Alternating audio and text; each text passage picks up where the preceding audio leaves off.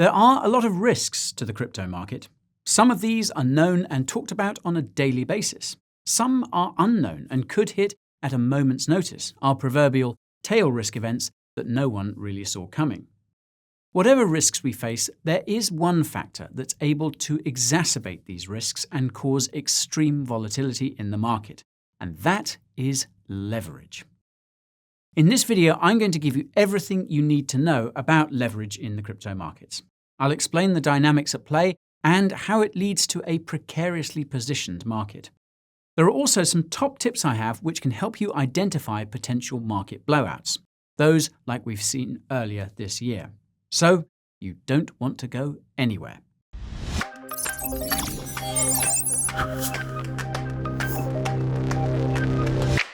Ladies, gentlemen, before we set out on our mission today, we need a briefing. Although I may be a maverick, I am no financial advisor. That means that nothing you are about to see or hear can be considered financial or investment advice. Is that affirmative?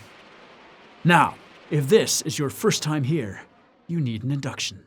My name is Wing Commander Guy, and I am a flying crypto ace. Over here at the Coin Bureau Squadron, we are on a mission to bring you the highest quality crypto content. We do that by keeping the skies clear of fudsters and shills. So if you would like to join this mission, you can enlist by engaging that subscribe button. Tick that little bell as well, and your pre-flight checklist is complete. One more thing. Observe the video timeline right here. You'll notice that it's broken up into different sections should you wish to eject in case of an emergency. Just note that doing so at Mach 2 comes with serious risks to your portfolio. Now, are we ready for takeoff? Let's hit those jets. Now, I want to start with a bit of an overview of what leverage is, so feel free to jump ahead if you know all about it. Quite simply, leverage is when you increase your exposure to the crypto market through borrowed money. Essentially, you're increasing your exposure to a change in price via a certain factor. So, for example, if you have a trade with leverage of 10 to 1, that means that for every $1 move in the price of Bitcoin, the underlying, your position will move by 10 times. Now, there are a number of different instruments that could allow you to leverage your position. The most basic of these is through margin trading, where you'll put down a certain amount of borrowed money to expand your position. However, the most well-known leverage instruments for crypto traders are futures. And no, these are not the same futures instruments that you see in traditional finance. Not the kind of Bitcoin futures instruments listed on the CME. This is because many of these futures instruments are perpetual, meaning no expiry, and they have leverage of up to 100 times. To put that into context, the max leverage that you can get with a CME-listed Bitcoin futures contract is about 2.88 times, assuming a maintenance margin of 83K on a standard contract. Moreover, futures instruments that are listed on the CME or CBOE, for example, are regulated. The exchange manages the margin requirements, and all market participants have an idea of what is going on at the exchange. The same cannot be said for most of those offshore futures exchanges. The Bitcoin futures markets remain largely unregulated. The exchanges manage their own books and liquidity. Now, one of the first exchanges to start offering these instruments was BitMEX back in 2014. However, since that time, we've seen an explosion in their use on many trading platforms. They've also expanded beyond just Bitcoin, and you can now get leverage trading on some of the most exotic altcoins I've seen. These futures are also being used by all kinds of market participants, from large institutional investors to miners and whales, all the way down to your average retail investor looking to make a fortune. Of course, as with any market, the larger and more advanced traders can take advantage of the smaller retail ones, but I'll get to that. The point of the matter is that the leveraged futures have become a central part of the crypto markets, one that sounds all good until you consider some of the side effects. So let's move on to those, shall we? When you trade with leverage, you have to have margin in your account. This is often called maintenance margin, and it's required in order to make sure that you're always able to pay the exchange back should your position deteriorate considerably. In the event that the margin is insufficient to cover the position, then it is automatically closed on the exchange through a process called liquidation. Essentially, the exchange will de-risk by closing out these risky positions. You can think of this as akin to a broker selling shares that you've bought on margin. These liquidations often happen very quickly, and the larger the leverage, the more liquidations. Each of these exchanges have their own liquidation engines that make sure that they keep the exchange solvent through this process. While these liquidations could happen to any account, there is considerable evidence that it's usually the more inexperienced retail traders that are the ones getting liquidated. Newbie retail traders are the only ones that are likely to be trading with leverage of more than 20 times. Moreover, these accounts that are generally being liquidated have smaller absolute positions. I'd like to bring your attention to this research report from the folks over at Carnegie Mellon University. They did a comprehensive study on BitMEX and the crypto derivatives market. It covered a number of different subjects, from how the exchange was run to its internal technology and the general mechanics of Bitcoin futures instruments. I'll leave a link to it in the description should you want to come back to it for some bedside reading. The main section that I was interested in was the part that analysed their liquidations. It analysed the total amount of liquidations on the platform based on the position size of the traders. They've broken it up into different buckets based on the liquidation size. As you can see, the decreasing slope of both curves implies that a disproportionate fraction of total liquidations comes from smaller position sizes. Those smaller positions are contributing more to the total liquidation amounts than their larger position sizes. They also found that traders who were long were more likely to get liquidated than those that were short. This could also make sense because, according to the authors of the paper, the larger market participants, funds, miners, etc., were hedging downside risks with shorts. They're less likely to get liquidated because they're using less leverage, just enough to hedge. Also, given their availability of capital, they are less likely to hit their bankruptcy price, which is when the position is liquidated. Retail traders are more likely to FOMO in with high amounts of leverage when the market is trending up. This is something that they also explained with their regression analysis over here.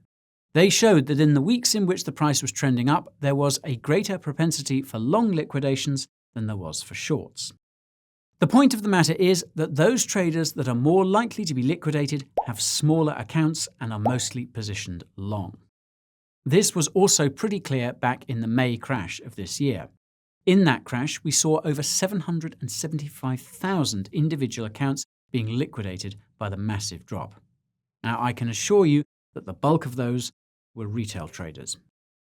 On top of this, you have to consider the fact that these futures markets are unregulated. This therefore means that there is the possibility of market manipulation.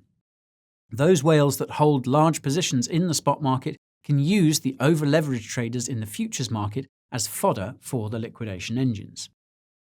They know just how precariously balanced these traders are, and they can play the market like a fiddle. Okay, so we know that inexperienced traders are more likely to get ground down by the liquidation engines. But what impact could this have on the broader market? The problem that comes from liquidations is that when they do occur, they usually lead to a situation in which they're able to precipitate even more liquidations. This is because these liquidations lead to pressure on the market itself. The more liquidations, the more selling pressure, and then again, the more liquidations. It causes a cascading impact on the markets as prices plunge in a precipitous fashion.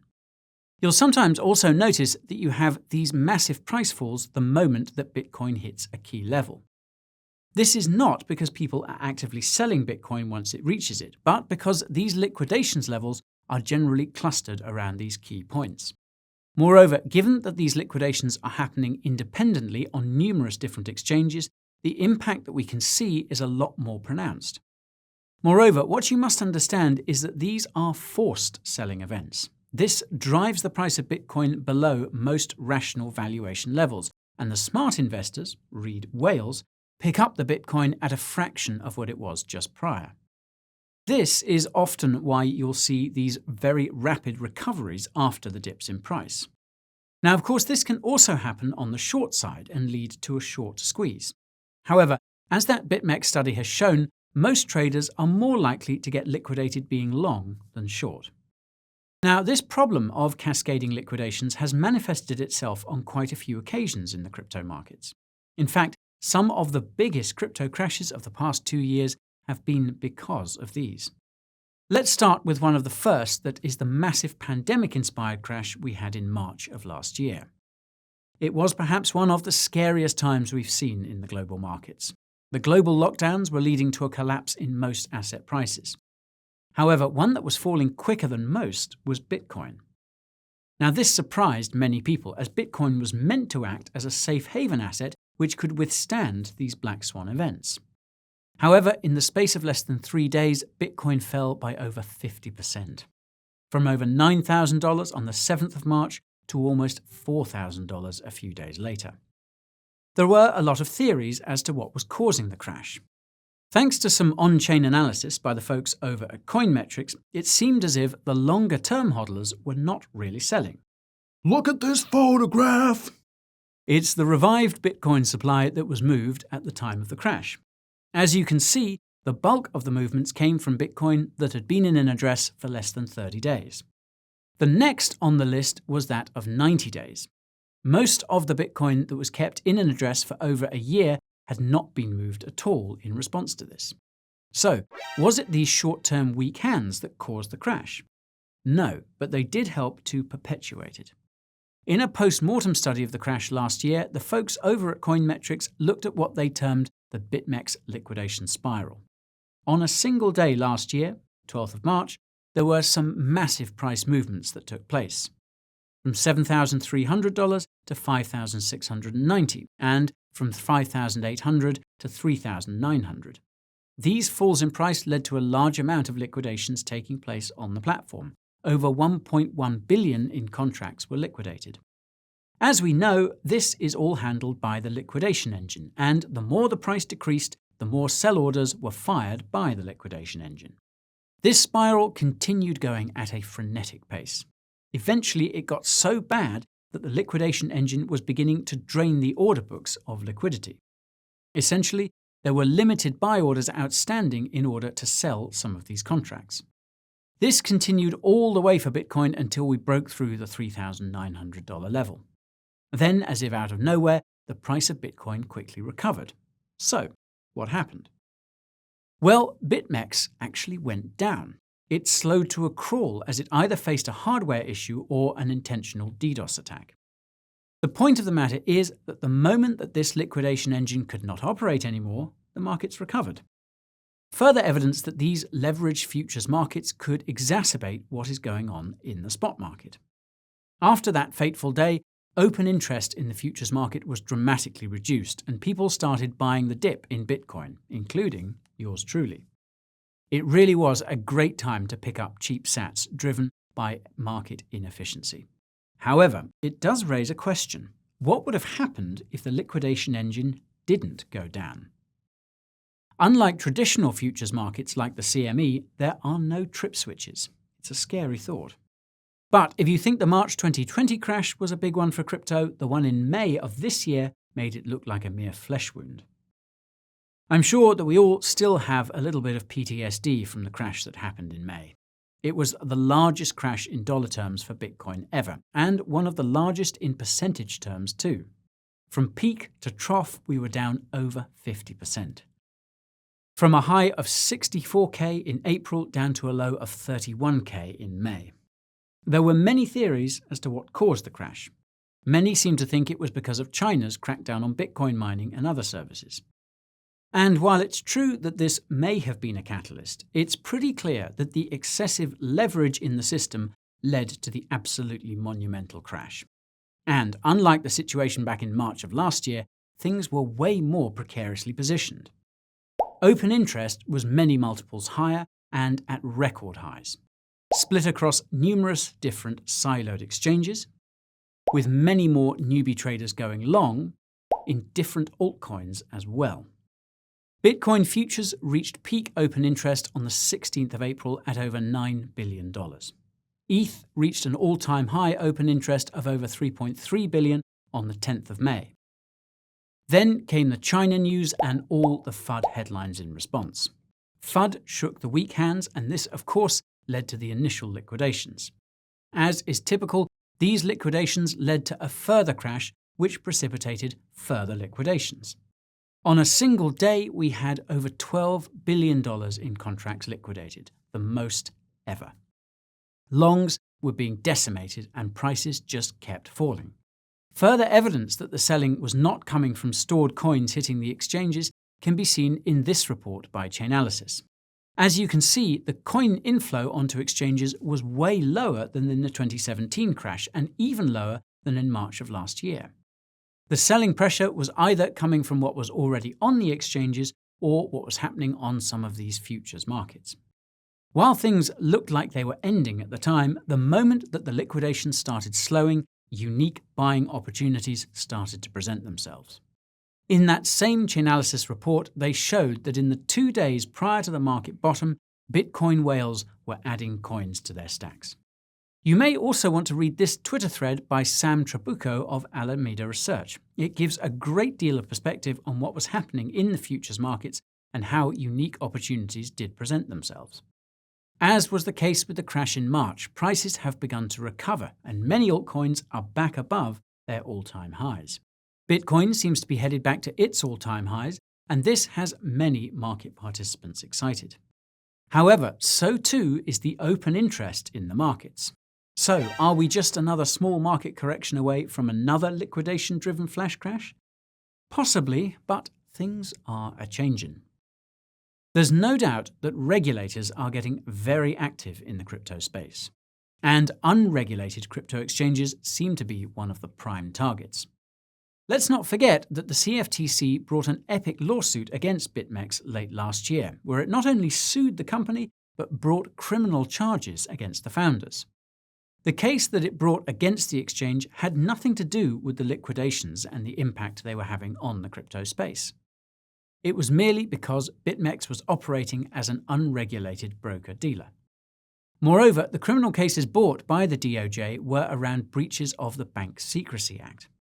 Irrespective, though, this was a pretty monumental development in the crypto futures sector. Then, in the wake of the May crash this year, there were many more people who were calling for tighter regulations around the crypto futures space. Offshore exchanges started limiting their services to traders from a number of different geos. These included the likes of Bybit, Binance, and a number of other offshore exchanges. In order to limit the ability for users from these restricted geos to use their services, these exchanges have also started to implement mandatory KYC on their platforms. Now, while these changes may have had a reasonable impact on the amount of newbies engaging in leverage trading, it still did not stop those who did from leveraging to the hilt. Well, that changed about a month ago when the FTX exchange took the first step in limiting high leverage on its platform. It capped the leverage limit down from 100 times to 20 times. Apart from the fact that this would limit reckless trading, it was also likely not to have that much of an impact on FTX's finances. That's because, as Sam Bankman-Fried explained, quote, "At FTX, way less than 1% of volume comes from margin calls. This contrasts with a few platforms which are sometimes more than 5%, and some which removed data because it looked bad. Shots fired." Not to be flexed on by a fellow crypto billionaire, Binance's CZ came out the day after with a similar announcement. In fact, Binance had started limiting futures leverage at 20x about a week before Sam made his announcement. Irrespective, the fact that two of the largest futures exchanges in the space have decided to limit the leverage that traders can make is a big step. It'll be interesting to see what impact this has on the futures market. Will these changes lead to less high-risk bets and hence less precariously balanced crypto market? And is it likely to have any impact on the amount of open interest outstanding? Of course, a lot of it also comes down to what the other futures exchanges choose to do. Will they decide to follow suit voluntarily, or will they find it increasingly difficult to offer such high leverage in an increasingly global crackdown? Time will tell. That's it for most of my video, folks, but a few of my final thoughts. There is no doubt that high leverage in the crypto markets has been one of the biggest contributors to the extreme volatility that we've seen over the past few years. Inexperienced retail traders crank up the leverage and take one-sided bets on assets that are already quite volatile, bets that have serious side effects. These side effects come in the form of cascading liquidations that feed on themselves in a dangerous cycle that leads to more losses and more liquidations. In just less than 2 years, we've seen how otherwise small market corrections have been exacerbated by these liquidation events. Liquidation events that sometimes are easy to predict and, to the unscrupulous whales, used to their advantage. However, there are signs that things may be changing. Regulators are getting serious, and exchanges are getting ahead of that regulatory curve. The moves by Binance and FTX are encouraging, and while it may not lead to an immediate reduction in open interest, it does get rid of some of the most risky bets being made by retail traders. One can only hope other exchanges will follow suit. Either that, or the regulators could force them to. Either way, though, what's important for all of us is to understand these risks and avoid gambling with leverage. Hodl hard, bros, that's all you need to do. That's it for my video today, folks, but I'm keen to hear from you, though. So, what are your thoughts on leverage products? And do you also think they helped with our 2 most recent crashes? Fire your comments down below. Oh, and while you're down there, you have to check out 2 really important pages. Firstly, you have my deals page.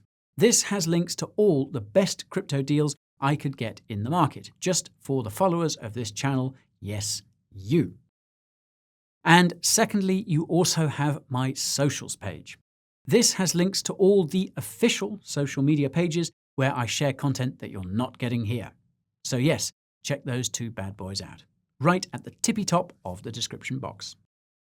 And finally, if you found this video fire, then fire up the likes.